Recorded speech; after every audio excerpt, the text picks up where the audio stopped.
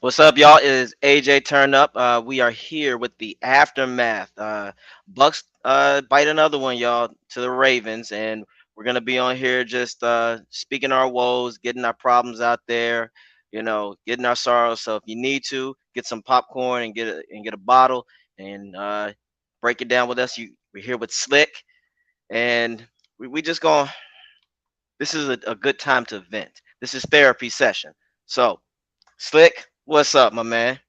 Oh, it was a horrible one to watch. It started off all encouraging, and we're like, "Oh, okay, this is something nice." And there was some nice play calling in bits, but it wasn't enough. It wasn't sustainable. It was like sputtery. Execution of those play calls was even poor. Um, it was back-to-back trash. We're looking at a Devon White that is just standing there waiting for blockers. We've got linemen outrunning him. You never want to see that in a pursuit drill. Your middle linebacker should be flowing towards that and scraping off hips and stuff. Like, there's loads of things you can do as a linebacker to make sure that you stay clean. Like, okay, fair enough, they broke through and they're going to hunting for the second level, but you don't make yourself a standing moving target. You got to pump the feet, shuffle to side as you read. You got to make yourself a little bit harder to block. You tilt that body just a little bit here and there. Like, there's so many tricks. He knows. It's just unacceptable. Yes, and I think for me, it's seeing certain players now dropping the ball literally on the defense. It's just not happening for us. Offensively, it was a little bit better. It was better than I expect. It was better than what we got. I think if we played like that against Carolina, we'd have beaten. If I'm honest. We'd have to outscore them first because we're still not stopping a run. This was a decent run defense and a run team, and that was their bread and butter. The broadcast kept on alluding to the fact that they were throwing the ball. That was because they were trying to mislead us into thinking they were playing one way than the other. Yes. Then they brought it, and we could not stop it. Yes, agree. So I'm just gonna put it out here, ladies and gentlemen. The ship is damn near is sinking, guys, and it's sinking fast. Not the little holes in there. And you know why? The ship is sinking without a captain. I'm here to tell y'all, they do not have a captain anymore. This team is directionless and heartless, and that's the two biggest things that you need in the game of football at all levels: direction and heart. Direction represents purpose. Direction represents an identity. Direction represents that you guys have a goal, and the end game is something that everybody wants. Heart is everybody that is all in and willing to work together and get yourself to that next level. All great teams had heart and direction. That means the 70s Cowboys, the 70s Steelers, the 80s 49ers, hell, the 2002 Buccaneers. They all had direction and heart. This team at this point, it is just a room full of professional athletes and coaches with big checks and big egos. And that's it, but no heart. What I saw on that field again was the first start of the offense was a mirage because I knew what was going to happen. I said, you know what? Byron Leftwich is going to think that this is good. Even when we scored, you're forcing things that don't need to happen. So it was same old mediocre coaching, no adjustments. As you can see, the damn Ravens defense, they just said, okay, this is what they're going to do. Okay, adjust. Byron did not adjust again. He went to predictable play calls. He was not creative whatsoever. He's getting our players hurt. There was one play where he did the receiving handoff to Julio, which was dumb as hell, in my opinion. And for the most part, again, coaching was awful. But we're not leaving Tom Brady off the hook. Brady had a bad game, ladies and gentlemen. For all the new fans out there, Brady is not perfect. Now, his bad game, was it awful? No, but did it stink? Yes. He didn't go through his progression. He wasn't patient.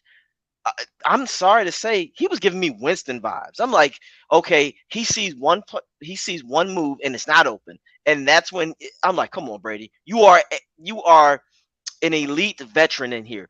Go through the progressions. Your line will handle the rest. Because Lever did a hell of a job other than Gedeke. Gedeke should not come back. He did his thing. Hmm. Um, and then Bowles, I'm sorry to say, Bowles is stuck on stupid. The defense was a disaster, as you said. They got tricked and they fell for it. Uh, they they should have loaded the box. You know that Lamar wasn't going to throw it deep on you all the time because they don't have the receiving core. And when Mark Andrews went out, I'm sitting here thinking, okay, now you know what to do. Load the damn box, blitz up the middle, and call it a day. But nope, that soft ass stupid cushion coverage, it got us messed up again. And yes, I'm calling Devin White out today, not just because of his bad play, but I saw a lot of loafing, and I don't play that shit. Now, I've always been on Devin White's side for the most part because I see his potential and I know what he can be. But the way that he responded after the game, I don't like that because now you're showing me you have an ego and you're worried too much about what people are saying. Bucks report said that he was overrated and he retweeted it, and that's where I got pissed. That's where I have a problem. So now all of a sudden you give a damn what the public thinks of you, but you didn't have that same energy when people were kissing your ass. So now you're telling me you're showing your true colors now with this ego shit, and it's like you're in no position to do this right now. Like people were saying when he got made that tackle on Lamar on the first down, I'm like, yeah, that wasn't smart football. So right now, again, we need a captain.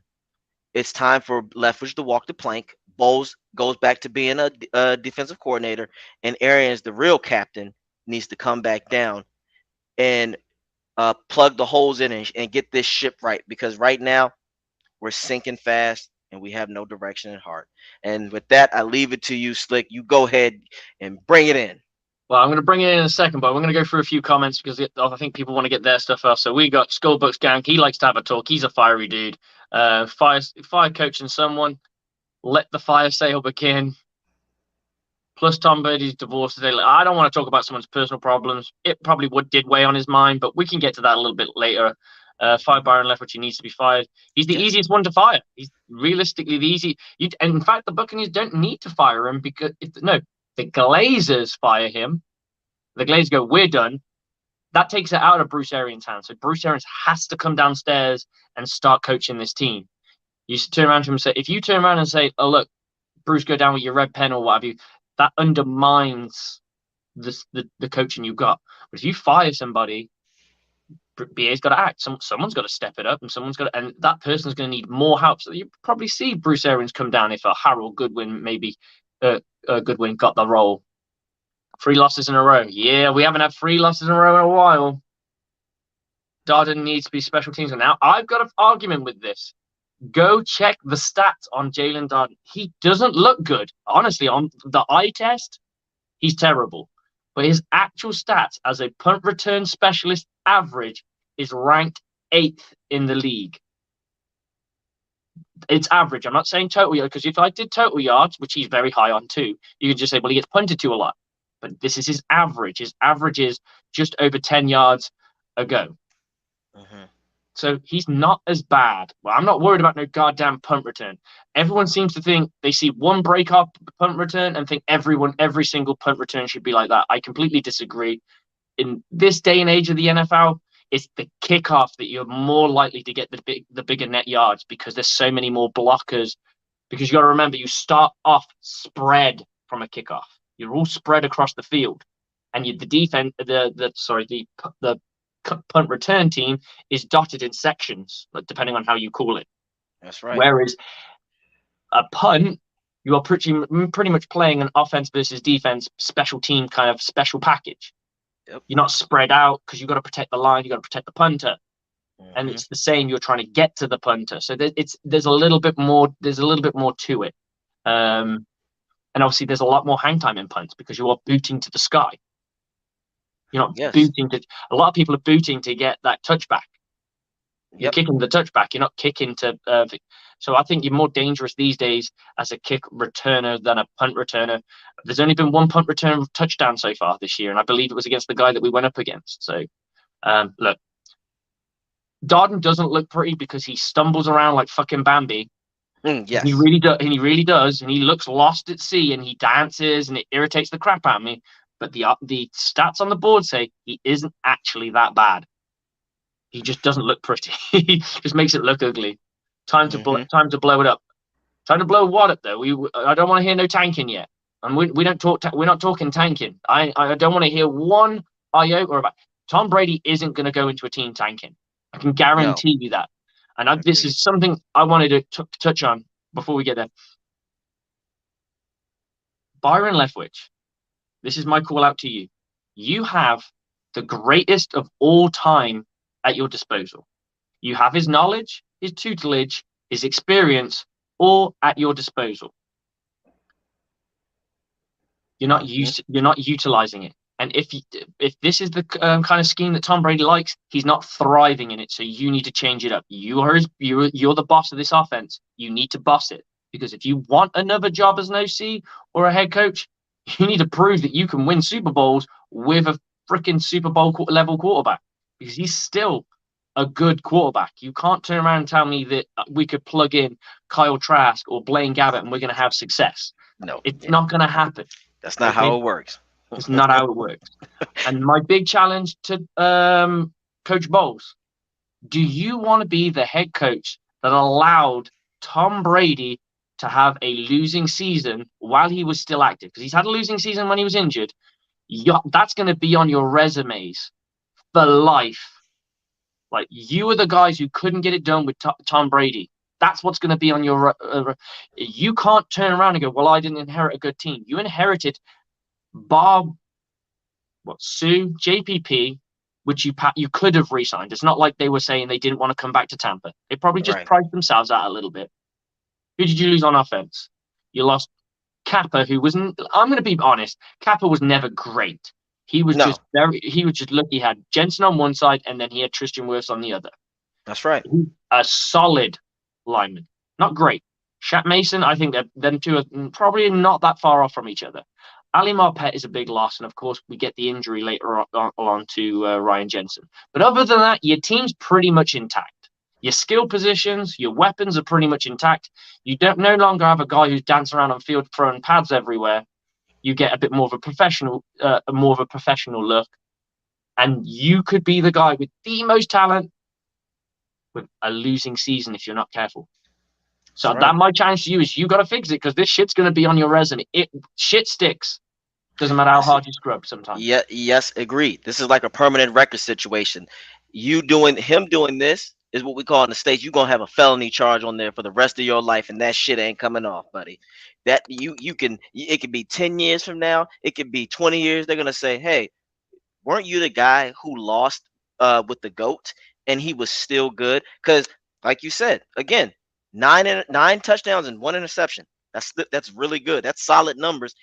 Again, Bowles, I think he's lost. And my thing is, with all due respect, this is why for me personally, I like the coaches that get up in your shit and that talk to you, and like the Arians who has no filter, because usually a lot of players respond more to that than just the pat on the back. Bowles he's the nice guy at work where you like him, but there's not getting it, work isn't getting done. Again, this is a business. I don't care how much I like you. You need to take care of business. This is why I'm really baffled at the Glazers right now. I said in my video, for you guys who want to check it out, about on my podcast, is about Buck and Time. Glazers got to grow some balls.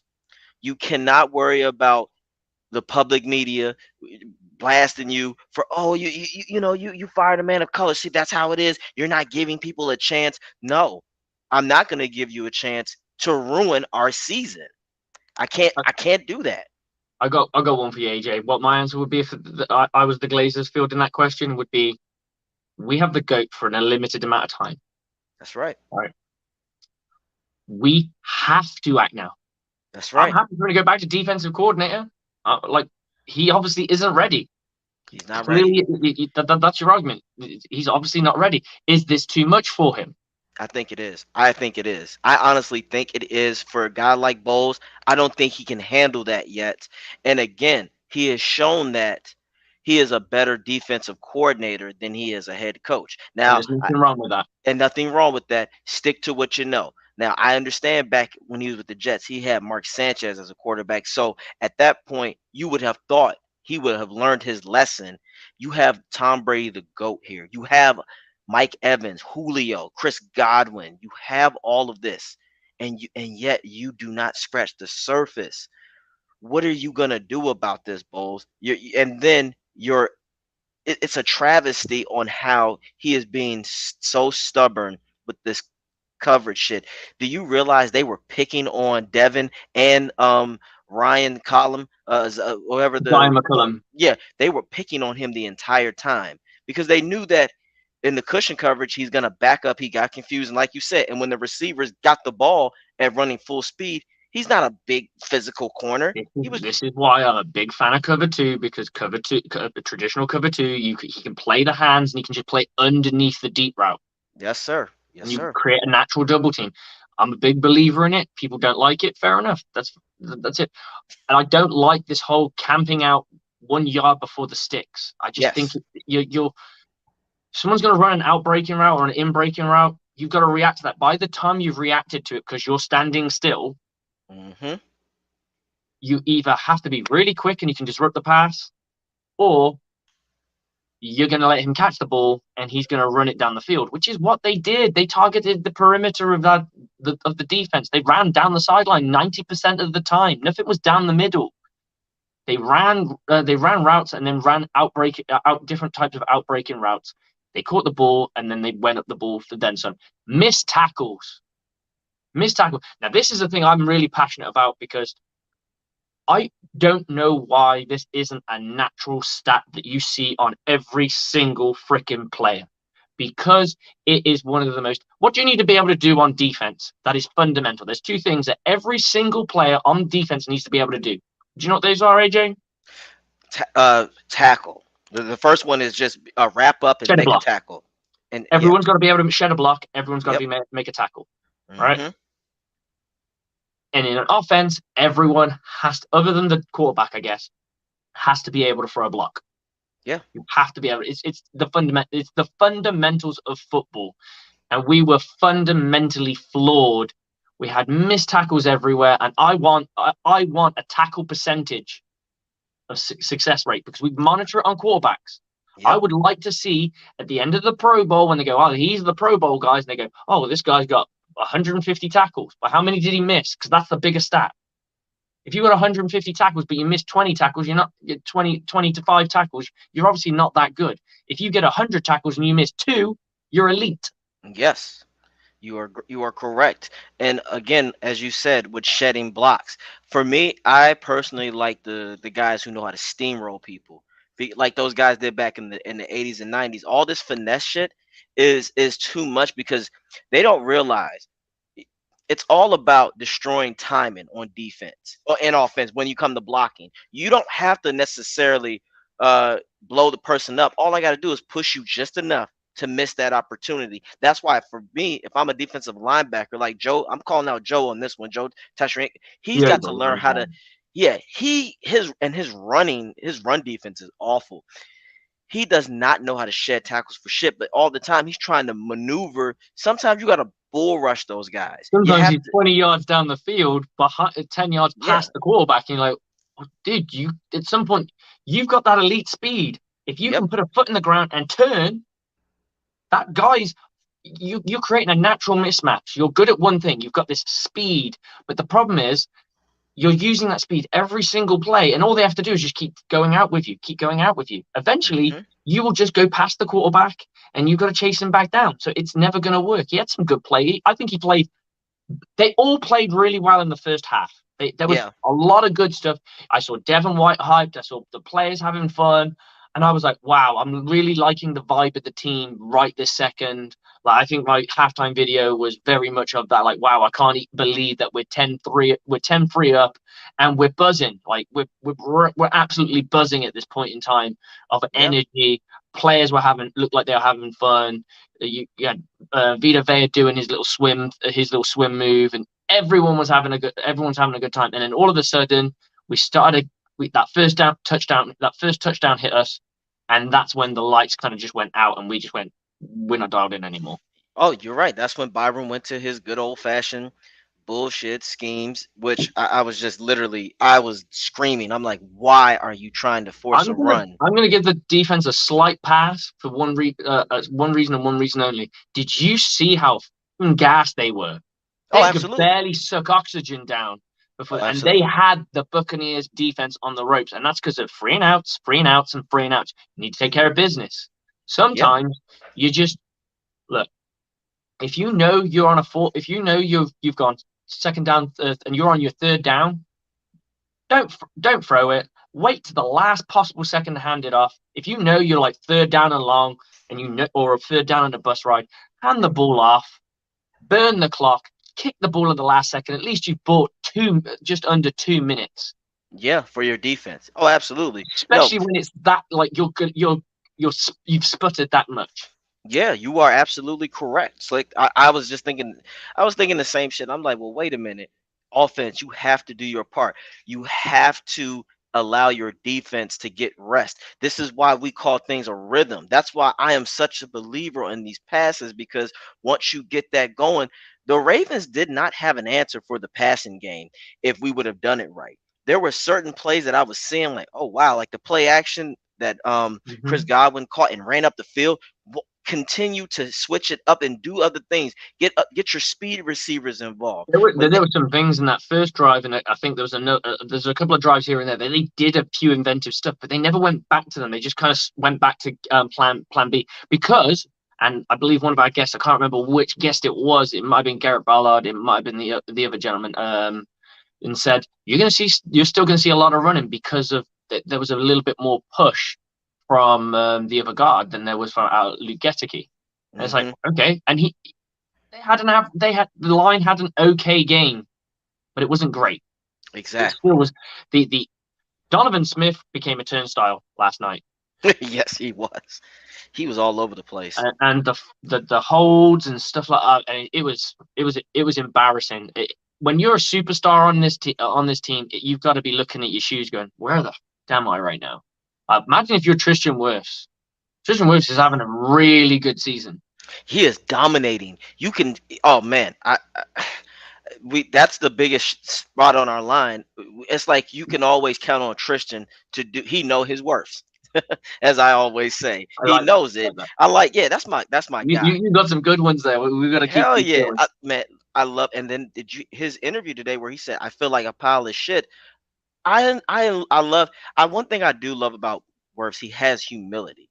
He is a guy out there. He just wants to do his job, and he wants his team to win. I I just don't see that in all the players. And again, with Brady, I was getting frustrated because there were there were plays to be made, but he just went through one progression and Mhm. then his Moved on throwing to was off. I'm like, oh my god, like what are you doing?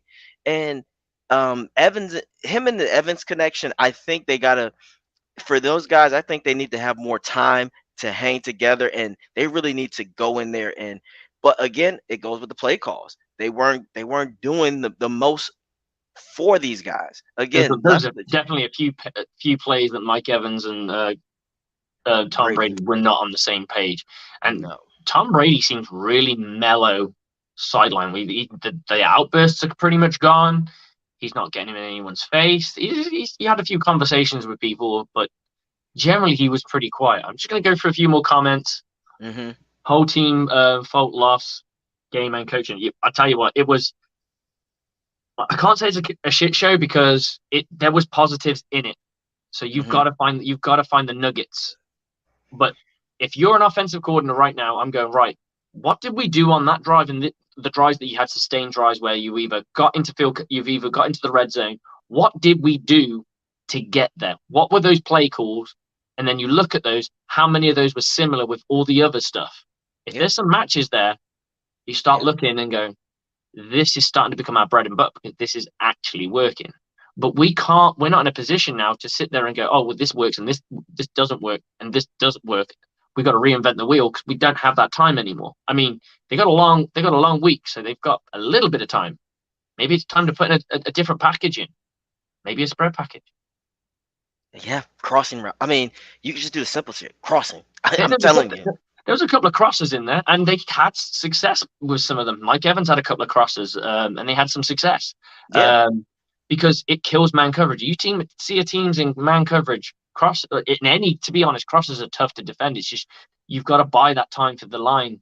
But you can have a shallow cross. It doesn't have to be the big long cross the field thing. It can no, be just as yeah, long as you've got. It could be underline back of depth. It can just scrape over the top of them.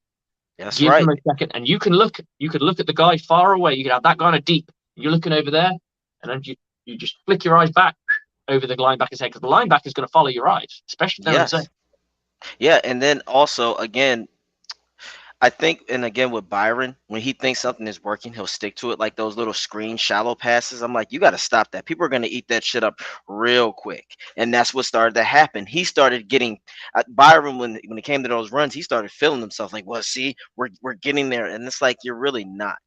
Can you imagine would happen if you would have passed and did what people expect? And Mm-hmm. then you can get these Rashad Whites going. You can get the Fournettes. I'm just happy that Fournette wasn't beat up as much. So I'm Yeah. thankful that they did use Rashad White more, and I'm starting to see a little something out of him. I do admire the fact that he was able to fight for yards and go through the between the tackles. So we got something there with him. But there was a situation when they used the double backs in the shotgun. I'm like, we need to continue that. There was some success. There was some success with that. And again, Byron just Byron literally is that guy. Like I said, the coach where if you say, "All right, we what now?" If you ask Mm-hmm. him what now, he doesn't know. But I hate when people just sit back and can't admit, hey, I don't know this. I need a little bit of help. This is the time where Byron should have said, hey, Arians, what would you suggest in this situation? Instead of going, well, we're gonna do the best we can. We just have to get better. No shit, Byron. And then We when got our someone first asks you guest, man. We got our first guest to come in. yes. The Bucs School Gang in the house. He's in our house. What's up? What the? I got a What lot of the stuff. fuck is up? There's a lot of stuff I really want to say. I'm disappointed. Hey guys, it started after week 2. Let's start from the off season.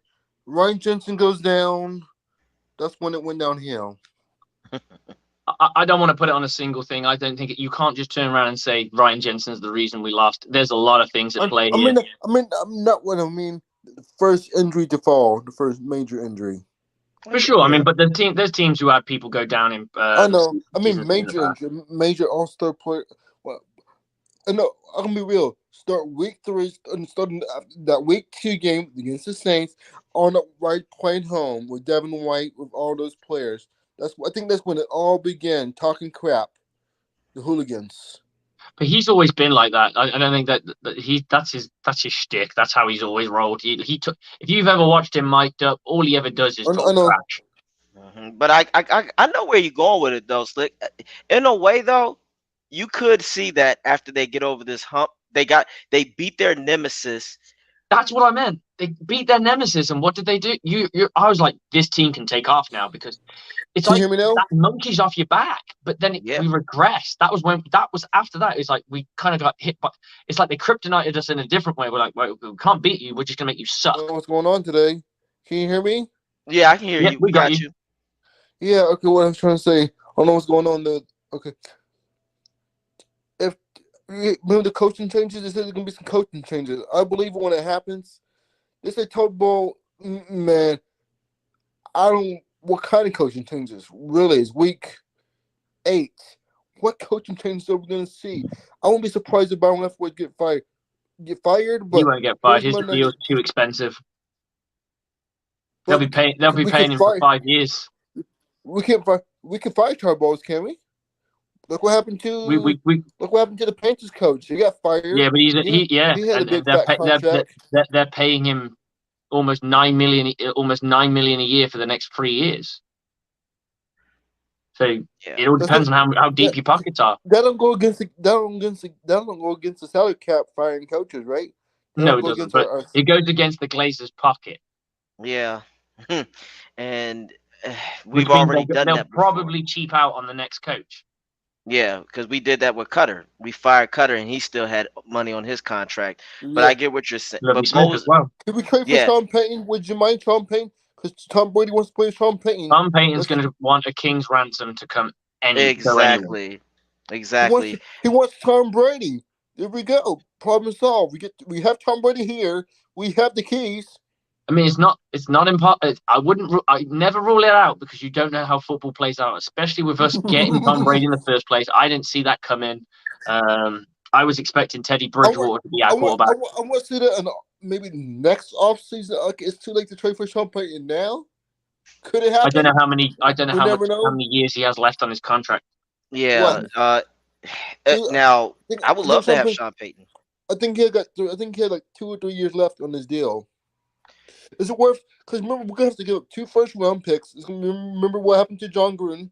We're gonna be at least 2 number 1s, 2 number 2s, and three, I and disagree with that. I cash. don't think you'll have to give up any of that No, because we yeah, got you Bruce want Arians. Bruce Arians was still under contract for 1 year with the Arizona Cardinals, and what did we give up? A fourth, a fifth?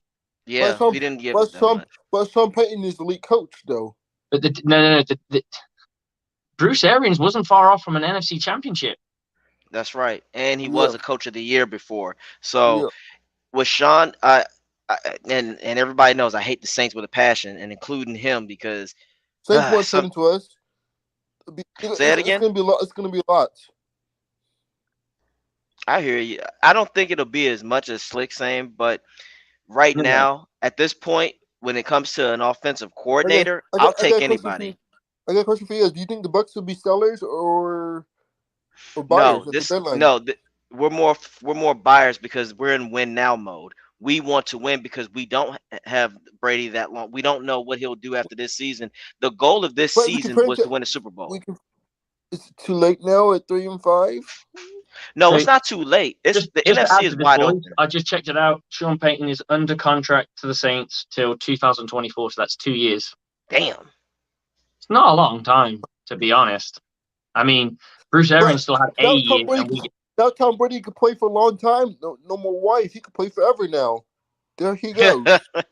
Hey, Hey, we'll see. we can franchise tag him? Can we? Are we allowed to tag Brady?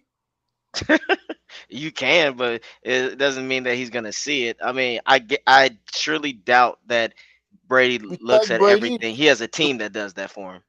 We tag Brady and we sign. And we go get Peyton next year, or we can get rid of the tank this year. Get an offensive lineman in the draft with the top first round pick. I'm just guessing. I don't want it to happen though. Maybe more protection. Or do we trade for an offensive? Or do we trade for an offensive line now? We won't have to worry about drafting one. Well, you got to remember, you got to figure out who is willing to give that up and how much it'll be. Everybody, a lineman, especially a really good one, is hard. They're hard to come by, man. This is hard in this business. Can You we go to want the Colts because they're rebuilding? Can we go to the Colts office? We don't know. First, you have to look at their contract. You got to look at how much it costs to get that kind of player. It's a lot of things that go into it. It's not like you could just say, "I want this person right here." No, you have to know, can we afford that person? What are they willing? What are we willing to sacrifice to pick up that person?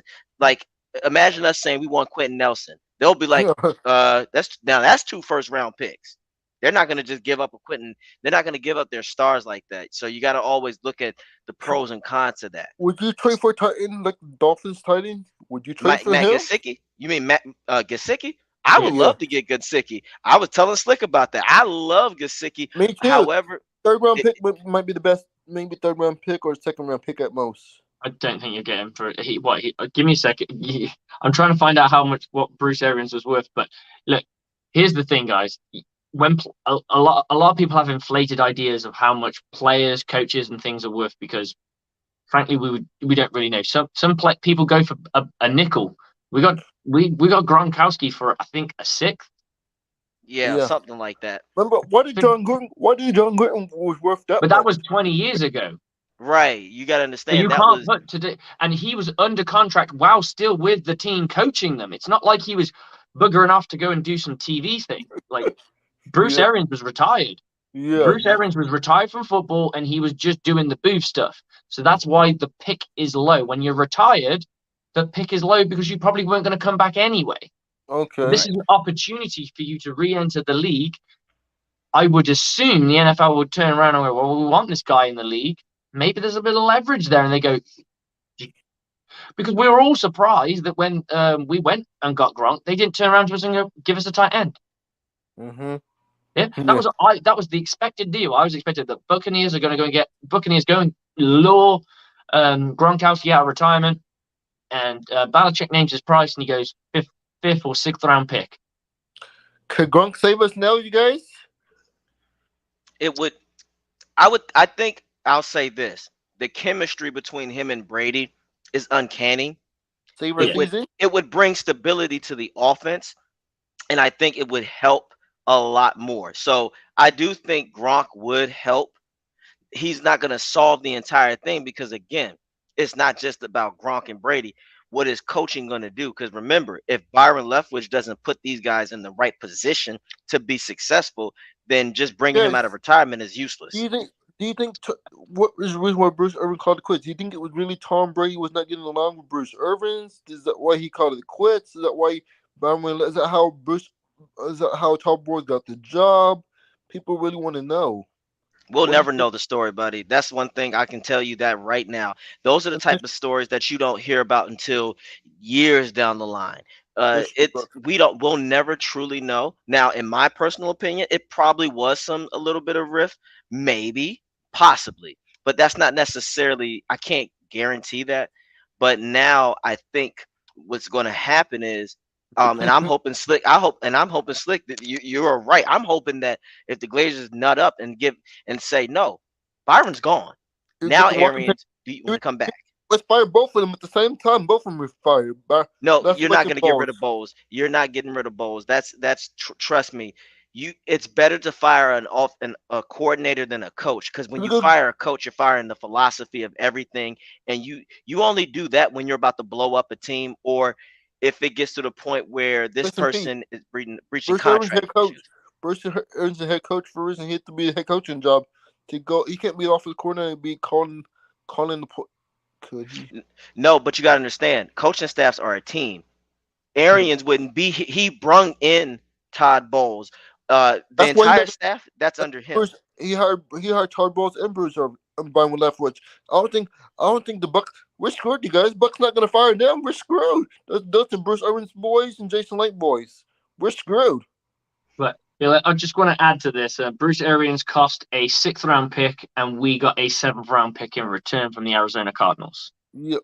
So that's a retired guy. I'm not saying Sean Payton probably would be a bit worth more. Maybe a first. Look, he's got to want to come here. We're divisional rivals. There's a little bit of hatred there. You got to remember, he was dancing in locker rooms after he kicked our ass. Mm-hmm. Tom Brady hold the cards though. He want to coach. He want to be Tom Brady. We hold the. But in Miami, not for the Bucs. That's out of division. You got to remember how much of a legacy that guy has. He turned New Orleans into a freaking franchise. They were a trash team before that. Could you imagine doing it here in Tampa Bay with Tom Brady? No, you got to understand. Again, what Slick is saying, the hatred between Sean Payton and the Bucs is deep. We really do not like that team. And remember, this is the same coach. People are sweeping it under the rug now, but Bucs fans remember this guy during the time where they had the scandal of hurting players. Yep. So him and Sean Payton is aware of this. You got to understand. He may not be the defensive coordinator, but he was aware of it. Yeah. Bounty Gate. Exactly. The Bounty Gate thing is a big thing. I think I saw something on the internet. Like Sean Payton was like one of the. He was like 500 to us, like 5-11 to us, like 5-1 to land Sean Payton. I was looking at the odds. We were like the top 3 to land Sean Payton. Really? You can never rule it out, but I gotta add on this. The only thing I will say is when you're the person who made the New Orleans Saints. You are New Orleans Saints. You are New Orleans royalty, right? You go down to New Orleans. Sean Payton is God.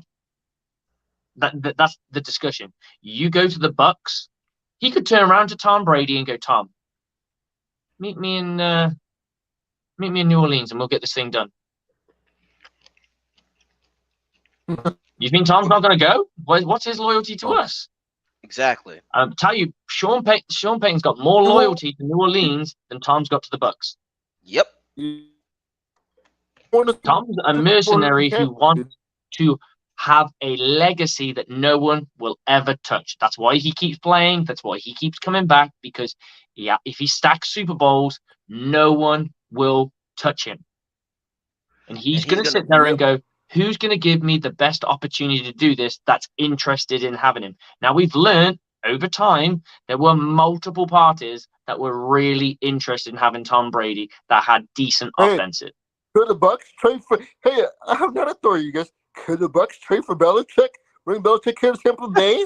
No, that is never going to happen. Belichick's a lifer at the Patriots. And yeah, that's not going to happen. That's wishful thinking. Now that's far fetched. That ain't never going to happen. That's like trying to get Jordan from the Bulls back in the 90s. Because the Bucs and Patriots are always good trading partners. But that's for players, not for coaches. There's levels to this. And do you know who makes those player decisions for the New England Patriots? Bill Belichick. That's what I say. Yeah, but you're talking about a relationship between trading players, and the person who they've been trading players with is Bill Belichick. It's not Robert Kraft. Robert Kraft, he can't turn around and go, I'm going to trade myself over to. It doesn't work that way. The ownership's going to be on it, and the ownership trusts Belichick enough. But let's be honest. What's Belichick done in the last 2 years since Brady's left it? Exactly. He needs a superstar quarterback. Do you think that? I think you're going. I get where your mind is. No one trades for coaches anymore. What people do is they tempt coaches out of retirement that's still on deals. No one flat out goes, why don't we? Because while we're at it, why don't we just throw a king's ransom and go and get the Rams coach? Oh, Sean McVay. Wow. Can you imagine what he would do with this offense? Oh my God! I would love to have him. It's not going to happen. It's not going to happen. It's never going to happen. The Rams won't let it happen. Yeah. You could say it about any quarterback, Sean McDermott. You could say it about the Dolphins coach is really looking nice these days. Like, he's a solid coach so far. Yet to be seen a bit more of him because it's only first season and what have you. But he's looking very capable, and they're all from the same tree pretty much. Mm-hmm. That's what you've got to look at. If you're going to bring some, not in a head coach variety, I don't think there's too many big head coaching candidates, but an offensive coordinator, you're looking at somebody who's working under these staffs. So you're looking at who is the Rams. Eric Bieniemy. Again, we don't know. You got to be careful about OCs because sometimes, again, that might be another Byron situation. Is Eric Bieniemy making this team, or is he under the protection of Andy Reid, and he also has a talent, Mahomes, Kelsey, Tyreek Hill? Exactly. We have that here in Tampa Bay. Yeah, but it's not gonna. What happened? Yeah, he's gone. That's right. No, we'll crack on. And look, I get where he's coming with this. He's trying to find the greatest coach that he could possibly think to get and join this team. It's just not that simple. If it was that simple, people would be trading for coaches all that time. And I'm going to say this. I read an article years and years ago. It was a book, about how teams see first round picks. Now we know the Rams have them picks, but most teams see first round picks like their firstborn they're like their daughters. They do not want to give second round picks a little bit more. That's like the middle son. He's never going to be the king. He's not the baby. So what I'm trying to say is we haven't seen it in a long time. And, basing it on what happened with Gruden 20 years ago is probably, if you wanted to hire someone, you could just hire Gruden, but we know what a dumpster fire that is turned out to be. So, I think we need to concentrate realistically what the Bucs are going to. You could go and get an Eric Bieniemy tomorrow for the sake of argument. He's not going to be able to install anything massively different right now. No. What they need to do is figure out what works and what the players are familiar with. They still got that no risk it but biscuit offense in the back pocket. It's still there. Most of the players know it. Getting everyone else up to speed wouldn't take that long. There's only a few on offense. There's a running back. There's an 2-0 lineman. No, the 2-0 lineman, and that 1-0 lineman probably might not see the field again. So it's 2 people really on this offense, and Jones, which has still been who's been engaged. Sorry, who've been no shows here and there. So it wouldn't take too long to get those guys up to speed. No, absolutely not. And that is the the frustrating thing. We know. That's why it's like Glazers. If the fans know this, you should understand. You know what? With the talent that you have, it doesn't. We don't need an entire 180 change. No, it's simple things. It's little things. Like you said, we won this Super Bowl with basically a lot of the same people. So make it happen. All you need to do is just change a few things. So you got to get rid of someone that does not want to change, and that's Byron. Byron doesn't want to change.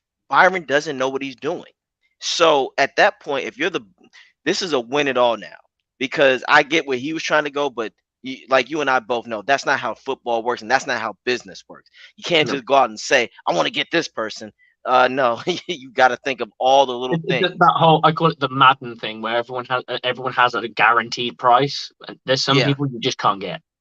Like exactly. When he was alluding to O-lineman, I was like, yeah, but the ones that are going to be available for trade will be from poor teams that don't mind losing them. And yeah, you can put the Colts in that category, but at the same time, they're looking at their future, because they're only a quarterback. They've got talent, so they're thinking, well, if we give up this guy, unless we can use it for draft capital to go and get somebody else, it's kind of pointless.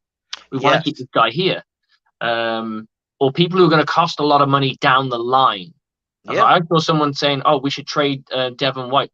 Maybe we'll get a second round pick for him." I was like, people need to understand is with players, and I don't want to use this analogy, but it's probably the best analogy. Think of players a bit like a tire, right? Their contract, not them as a person. Right? Them as a person is absolutely fine. But their contract is coming to an end. The longer they have left on their contract, the more attractive they are. Yeah. So if you got a first round pick playing at a first round pick level, and he's in his final year of his contract, he might still be worth a first round pick. You got if you're trying to get rid of somebody, you go, we're putting XYZ person on the block. This guy's available for trade. That means you don't want him. Exactly. Guess what? You're going to get low balls. Yep. What you want is someone go, we really are, we're just a linebacker away. Bucs, what can we get for Devin White? Then you're in the position to go, well, actually, you know what? It depends on what the offer is. And they'll go, well, a first round pick. And you're like, done. I'm not saying that's what they should do, but that's how it works. But people have this idea, like people with Scotty Miller. We should trade Scotty Miller, and we should get.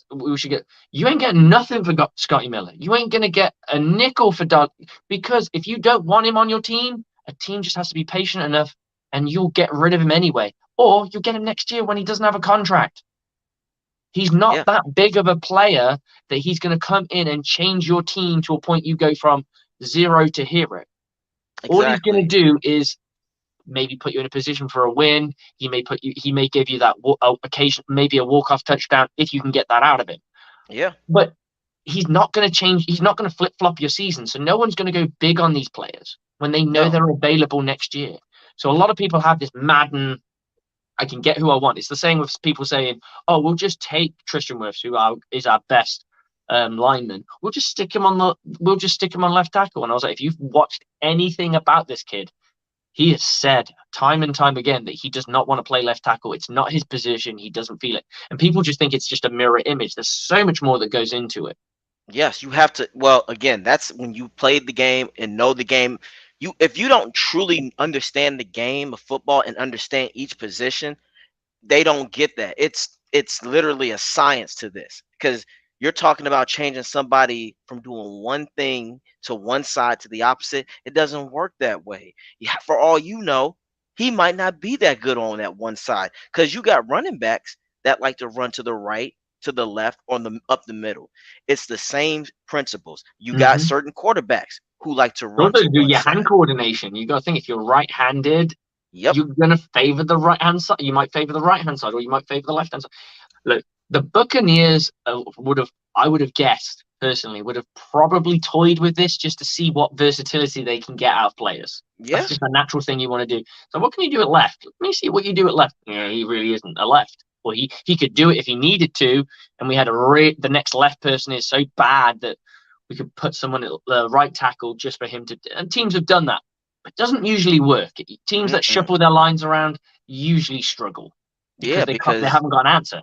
and they don't have the continuity. A line is like a family. If they don't know each other and they don't, you just can't stick anybody in there and just go, well, problem solved. You don't believe me? Ask Mahomes in the Super Bowl against us.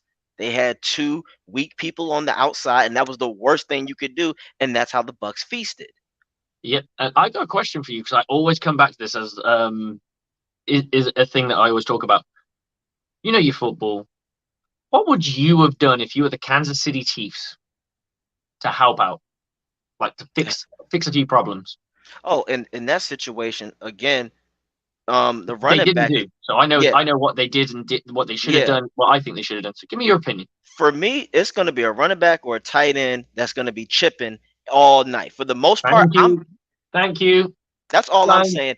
I don't think people understand as a running back, you being a chip blocker, that's a hell of an advantage because you're at a start where you can gather the momentum. See, for linemen, that's why being a lineman is very difficult because you're in a position where your momentum, you have to have hella strength and good footwork and good coordination to get somebody off you as a running back. And You you're don't reading necessarily, the guy in front of you if and he's you're trying to reading get the guy past in you. front of you.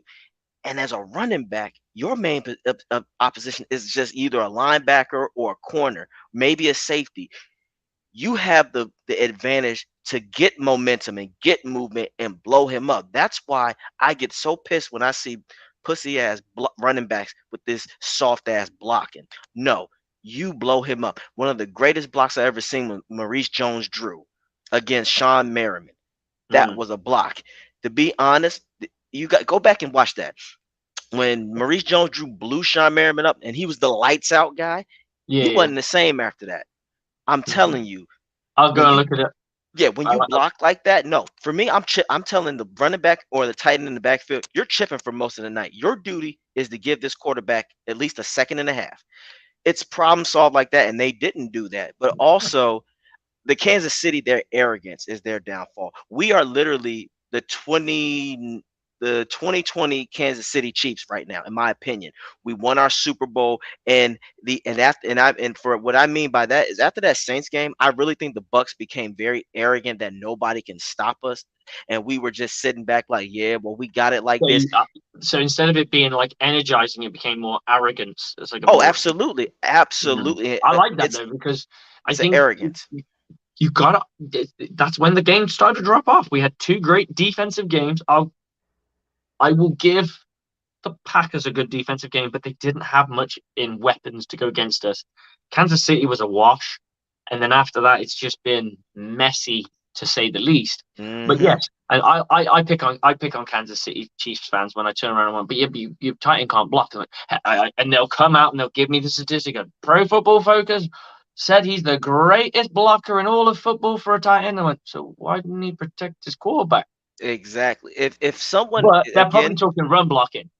and even then, Kelsey is not the best He's blocking. not a pass protector. He's not a And that's plat. a completely different thing, dude. People don't seem to understand pass protect blocking is completely different to actual run blocking. Run blocking, you're going to hunt somebody and you're going to try and end their life. That, Right. pass blocking is you are taking a step back and reading what's coming towards you and either helping somebody else out, in his case, or Hmm. take the outside guy who's coming around the block to give your quarterback time. They didn't do that probably because he can't do it. He Gronk can't couldn't do it. do it. No, I know he can't do it. And another thing about Kelsey, he is not the best like mentally. He does not like taking a lot of hits to the body. Like Gronk. Gronk ate those hits, and he paid for it later on down the line. But he's a trooper. Kelsey is another. Travis He's Kelsey a is Devin finesse. White. Yeah, he's Devin White as a tight end position. When everything is going well, he is all smiles and giggles and all that. But when someone like when Derwin James this season picked him up and slammed him, I was sitting there like, What are you gonna do about it? What are you gonna do about it? And he punked out, in my opinion, because he caught an attitude when all you have to do, you're supposed to be this big ass elite guy. You go out there and make another play. Again, I just think a lot of people when they That's watch one of football, those with the humility because it was national ex- stage. You get up, and you give that guy a pound back, you say, "Good fucking hit." Go back, like, right, I'm gonna exactly, fucking have him next time because he's not doing that to me. exactly. He's And you not drop that doing that. shoulder into him and go, "Oh, you like that?" Exactly. These guys don't do that these days for the most part. The reason is because they like to get on Twitter and plead their case. Where it's like, again, that's why I have the Devin White situation.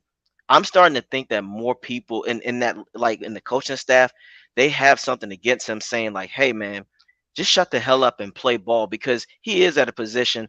The last touchdown the Baltimore guys had, I was disgusted. He gave up.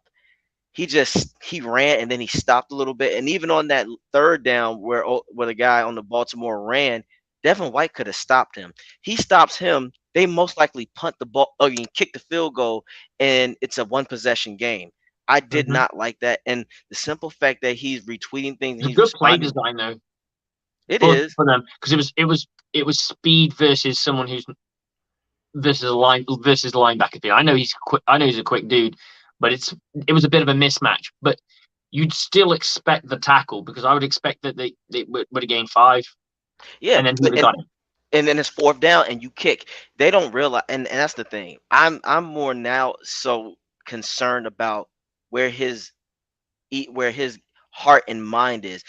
And I always say this for a lot of players: if you're out here trying to argue back and forth with people on Twitter that and your team lost, that shows me your ego is more hurt than the loss of your team. This is a time where Devin White shouldn't even got on social media. This is a time where you go back, if you're gonna get on social media, hell, apologize to the fans out there and be like, hey, fans, we're gonna get it together. Like Rashad White said something today about a turtle finishes the race, but I respond to him saying, hey, the way your coach is using y'all, y'all might not finish this race at all. Somebody's got to say something. So There seems I, that I there's a couple of players that have that accountability, but it doesn't seem consistent through. Now, yeah. there's a thing I like that Devin White did. He cancelled his TikTok. He stopped it all. I know Mhm. for a fact that Levante David doesn't do any social media during the season, and then he gets back on social media once the season's done, which he's been told is probably the reason why he doesn't have as many Pro Bowls. But hey, that's near here or there. It's the fact that you go, right, I need to be dialed in because yeah, that outside noise it chips at you, and if you've had a bad game, yeah, it pissed me off. If I had a bad game, I wouldn't want to see people writing shit about me. So you know what the easiest thing to do? Shut it off. Turn it Shut off. it off. Shut it Shut, off and shut and it and off. Can't be bothered. yeah, live into and live in that damn film. Go, what am I doing wrong? And if you know you're being put in the wrong positions, because again, I don't think Bowles is lacking creativity on the defense now for a little bit. Move him around. Move No, all I of think them they might have. around. I think right now the way he's playing, he's a one gapper because he can't scrape the block. He can't. So Yeah, you're going to keep him a C. You keep him C gap contain. Maybe put him in where Barrett, Barrett was gone, and just I agree. I want to see that experiment because he only seems happy when he's pass rushing. When I agree. you see him pass rushing. His eyes light up. He's excited. He's vibrant.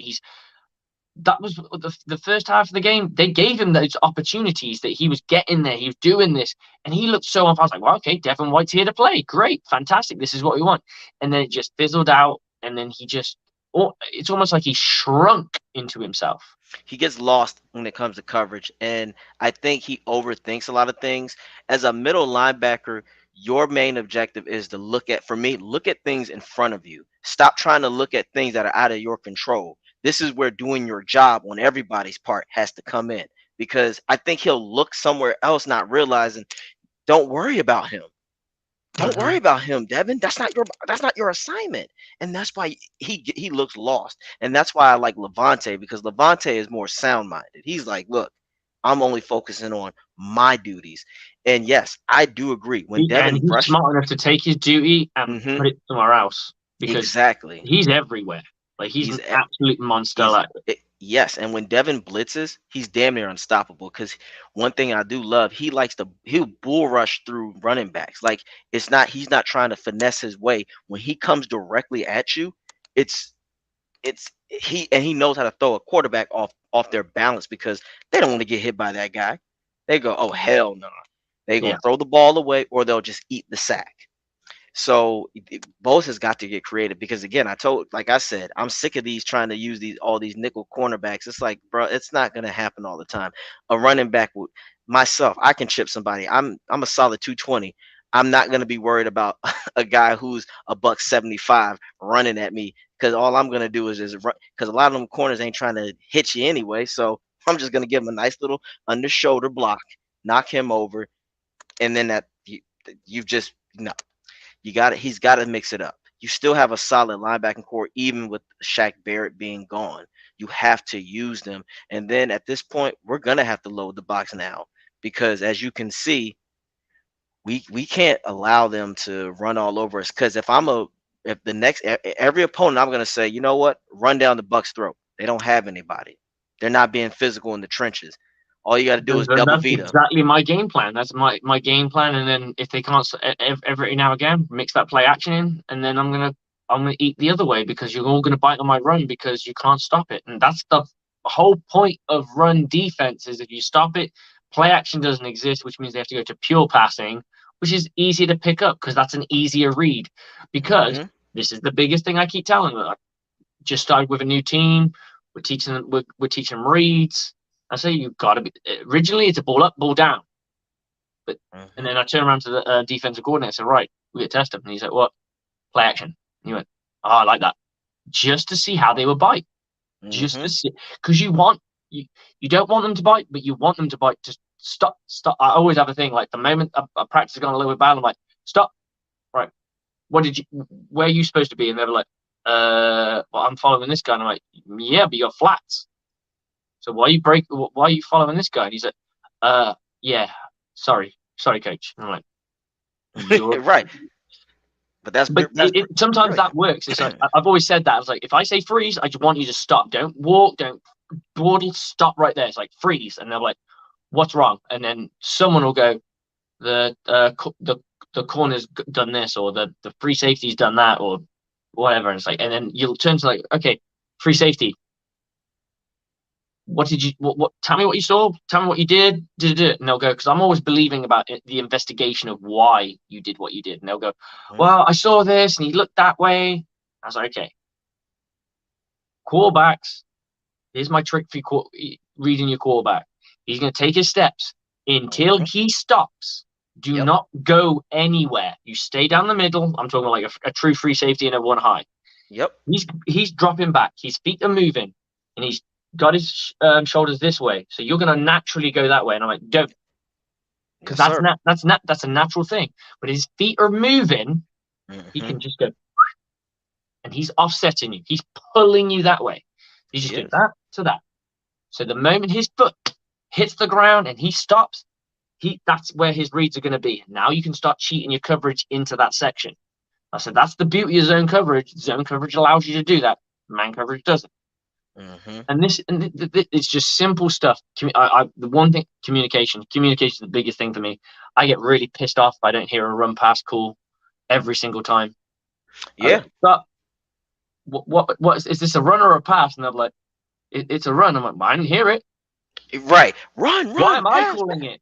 Hmm. Why am I calling it? Because Hmm. I'm a loud and proud guy, so I'm sat by the sideline. It's a run, and then Hmm. they'll stop, and I was like, why was my voice the most prominent one? And I called it after he handed the ball off and ran to that he ran it to the line of scrimmage.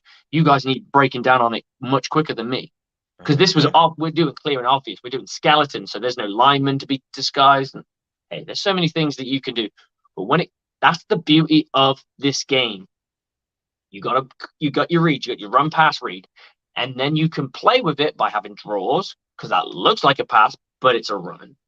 And Yeah. then you have your play action where you fake the run and then you Hmm. set up a pass. And they're harder reads to get because they take time. Because you go, it's run. No, it's not. Now it's pass.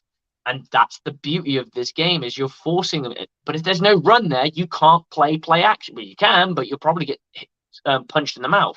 Yep, exactly. And that's we were getting punched in the mouth with the run for the rest of the game. Like you said, they fell for it. There was no play action from them. They were just straight They up were just running it down their throat. inventive running. Their running game was so creative. Wherever it was, I mean, they did passes, but they were passes that were pretty much run game. They were all before. They were either behind the line of scrimmage or 1 or 2 yards off the line of scrimmage. They weren't nothing crazy. No, and not they at were all. relying on run after. They're relying on run after catch. We could not stop it for shit. No, we couldn't. And again, a lot of that, I just didn't see the intensity. Like when they were running the rock, I did not see a linebacker on the Bucs looking to destroy this person or just do a tackle. They were too busy trying to knock the ball out. But I'm like, just make the tackle first. Make the tackle. Like I'm getting tired of them when they get to the point where they tackle them behind the line of scrimmage. They shake it. It's like, what the hell are you doing? Wrap The around. amount of times that happened with, I'd say, Keanu Neal had one. I think Yeah. everyone had one at some point, but linemen, and they're all trying to snag at this ball or chop at this ball. It's like, just take his legs, take him. He's behind the line of scrimmage or he's gained a yard. Who gives a shit? Mm-hmm. Put him down. No one Put him cares down that first. he gained a yard or he's behind the line of scrimmage, which is great because that's what we want. We Yep. want him behind the line of scrimmage. We want him east and west. We don't want him north and south. That's fine. Exactly. Yeah. If there's a time where he's presenting the ball, like it's a full-on target, like he's like, and you just go, yeah, Exactly. fair enough. But I don't know. This is why I love Levante David, and I believe Antoine Winfield's got the same vibe.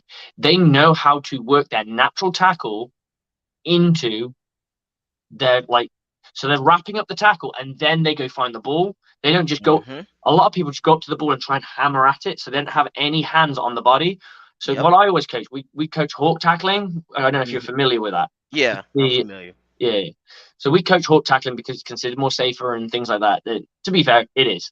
A lot of people don't like it because you don't get to blow people up, but I want to get a guy on the ground, and the accuracy is so much better. And what I put in is I change my hawk tackling as they come up to wrap up. One hand comes up and tries to grab at the ball while you're still wrapping at the torso and rips. So I'm still teaching that rip technique that they would normally come in and try and rip it out or pull it out from that way, but they've still got one body. They're still doing their same motion, but this one hand wraps and the other hand pulls. So if you do get broken, you've slowed him down to a point where someone's going to get there. And if you do get the ball out, brilliant. Second guy always goes for the ball. That's right. And you got to know how to do it, because if you're going to strip, you have to, in my opinion, you have to sometimes you got to punch that damn thing and not try to That's rip what it out. you watch Levante David. He's got the one arm around the torso and the other arm comes in, hammers. Yep. And then he rips back out.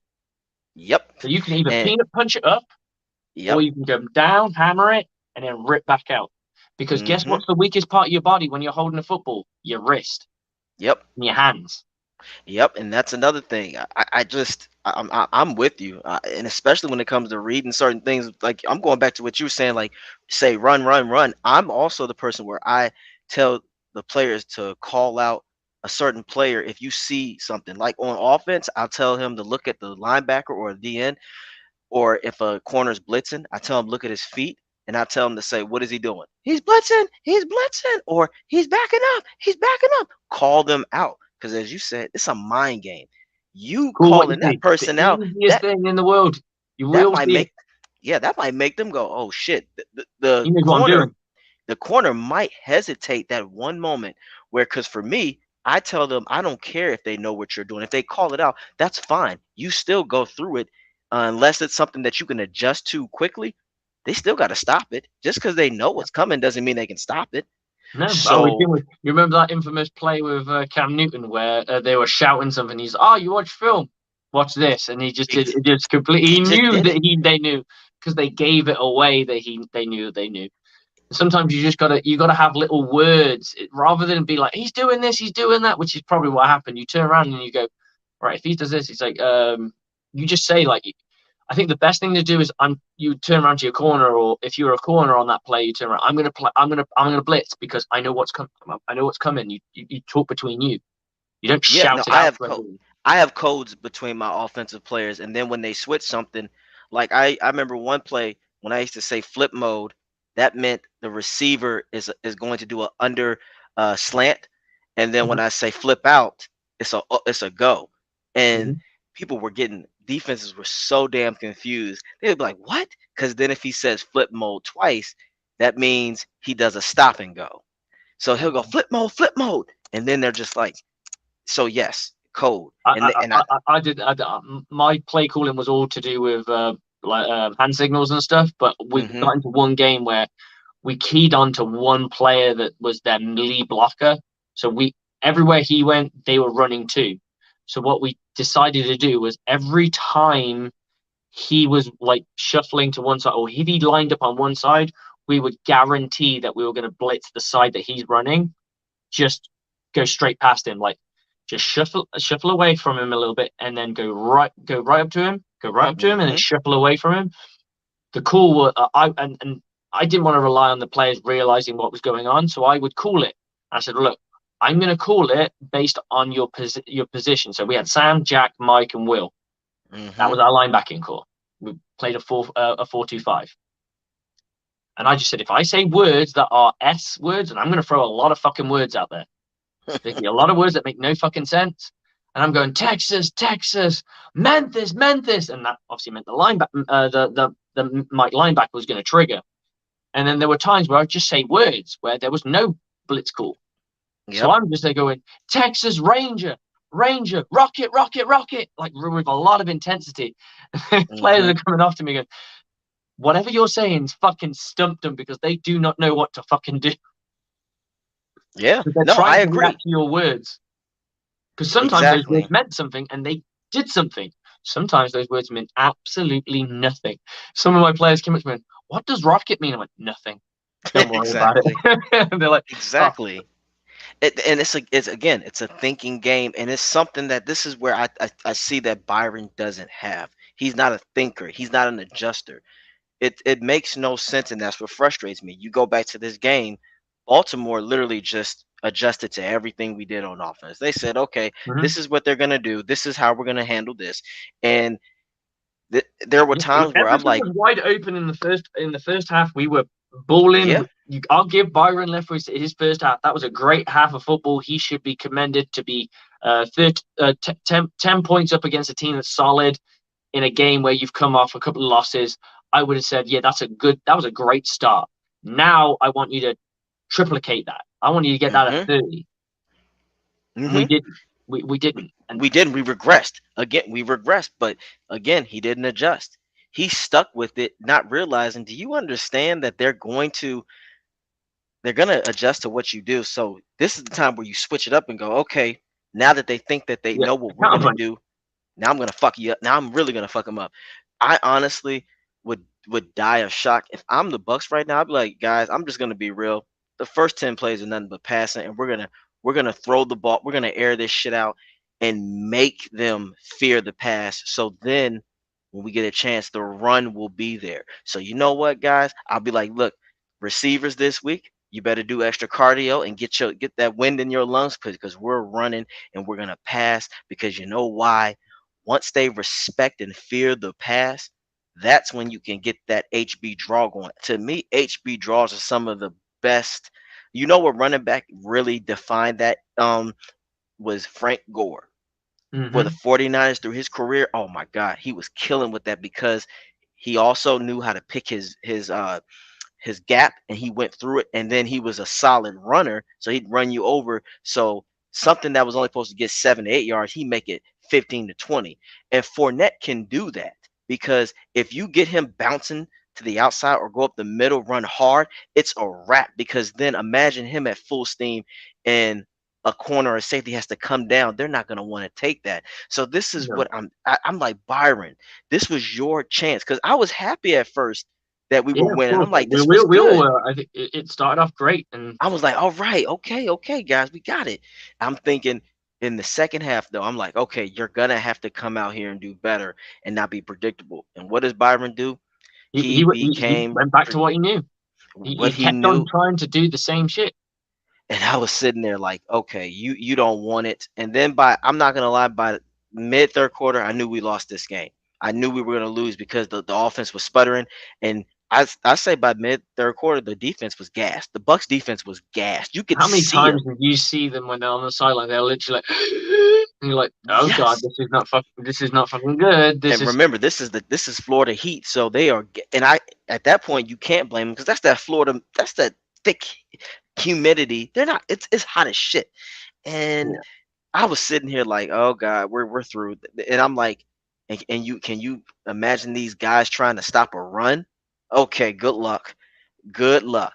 It was awful again because the I would offense say couldn't do their job. Yeah, I would say with defensive football, it's very much momentum. So if a team is like kind of running the football with success, Hmm. and you're not stopping it, and you're gassed, you will honestly, you will believe you. Part of you's thinking, I just want this to be over. Like I just need a breather. At the same time, you're like, I need to do my job. I gotta get this right. And if you got a couple of guys thinking the other way, and they're like, just need to get off this field. I'm fucked. Just need Hmm. to get off this fucking field. I'm done.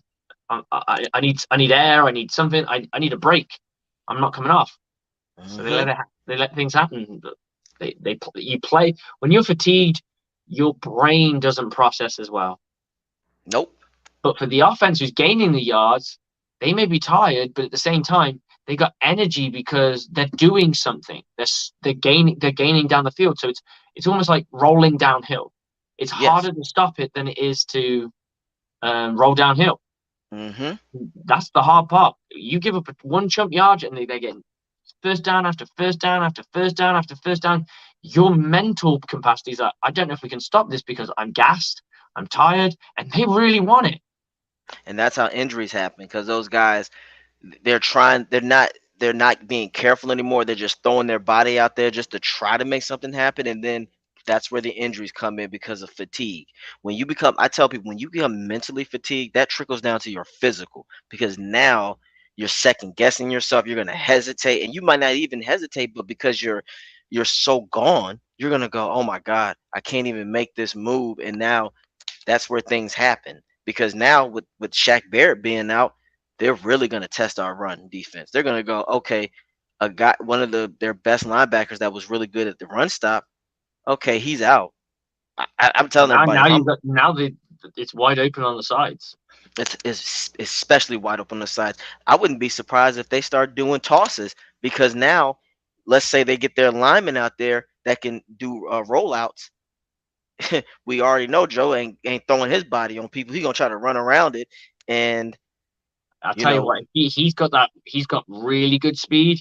If he can cut back inside, he's going to beat a lot of people or spin off. Like he needs to just add a few moves to his repertoire that he's straight up bull rushes, but with speed. Like he just goes straight up, trying to scrape past and go around. What he needs to do is scrape and then come back in. So he goes, hmm because when you have and use it as like a change up, you can't use it all the time because then they're guessing for it. But you do that where you've gone straight past, straight past, straight past, and it's on like a third down. Now I'm going the other way, hmm and you're like, oh shit, motherfucker, freeze me. or sometimes use your speed to your momentum, run to the outside at first, and then run back in, like you said, That's what and I try to mean. Yeah, yeah. knock over that lineman. Because sometimes if you're smart enough, you can You're actually gonna catch him knock off your his feet. lineman. Yep, and you can knock him into the quarterback. How many times have we seen that where a lineman gets knocked into his quarterback and it messes up the quarterback? And Joe has the that's what pisses us off because we see the potential. It's like, but you gotta put it in there. He's got You so gotta much finesse. He's got so much speed, and he just needs to add a little bit of finesse and a bit of bully in him, and then I think he could be good to go. But he relies on one thing. I've seen him do a spin move, and it worked. I think he got a sack out of it. I yeah. just need to see more of that because Hmm. you need to have him up. When you coach D line, I never really coached D line myself, but every book I've read, every clinic I've ever been to or watched at the high school level, obviously, you Hmm. need to have at least two moves. Yeah. Your number one, your number two.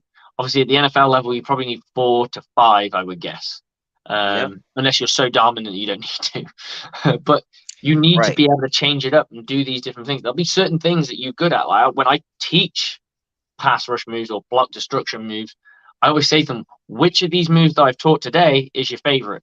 And they'll go, oh, well, I like to swim. And I'm like, swim's your move. That's right. What move did you like second? And I like the bull rush. And I say, that's your stick right there. You're gonna swim most of the time. Occasionally you're gonna bull rush. If you get success with one of them, you're gonna keep using it, but you're gonna use the other one as a counter punch. I agree. And also, side note, our buddy Keith, his internet is down, so it's just gonna be you and I carrying the show for a while. All right. Well, I think we're like an hour 20, so we're probably not far from finishing now anyway. So it's Yeah, not too much. yeah. Well, I wanted to ask you this now.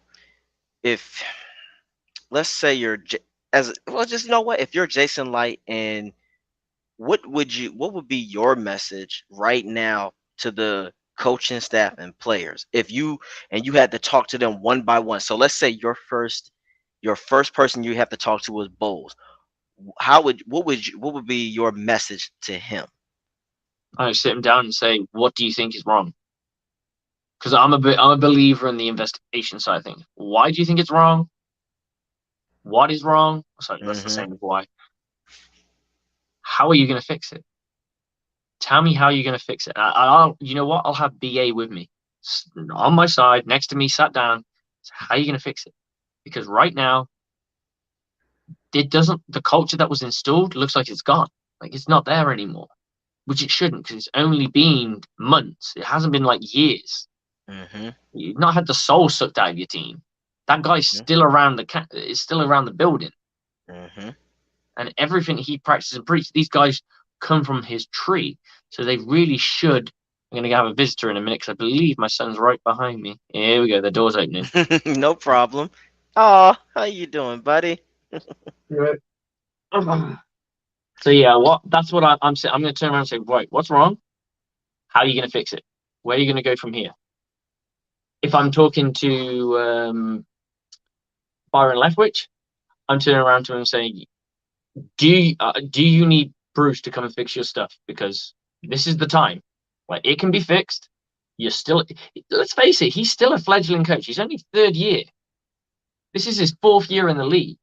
That's to jump as far as he has already, to be already touted for a head coaching position, is extremely impressive. So there is no shame in him relearning, and coaches are always learning. So That's right. I as agree. players, I'm bringing in a couple of players that I know that are struggling, that aren't first year players, like veteran players that really should be more dominant. So Tom Brady, I'm going to have a chat, just a chit chat with him for more than anything. We know that he's going through everything right now. Yeah, I agree. And then I'm talking to Devin White and say, look, when you came to this league, you turned around and said, I'm playing for my next contract. Right now, that contract is going down. No one's going to pay for a has-been linebacker that won a Super Bowl 2 years ago, that played his next 2 years poorly. Hmm. Hmm. And yeah, this is excellent, and I'm glad you said that. I just wanted to get yours out because you got the little one. I'm gonna keep it extremely G, but this is what I will. This is me. He's used to. I'm pretty sure if I said the word motherfucker, he'd go, "Yes, Dad." Well, just for my sake, Oh, I'm still shit, gonna man. try to keep it G. For me, as because I've done this before as a counselor. Um, if I'm light, I'm bringing the Glazers in this, and we're gonna have one Buck place. We're gonna have the team on one side.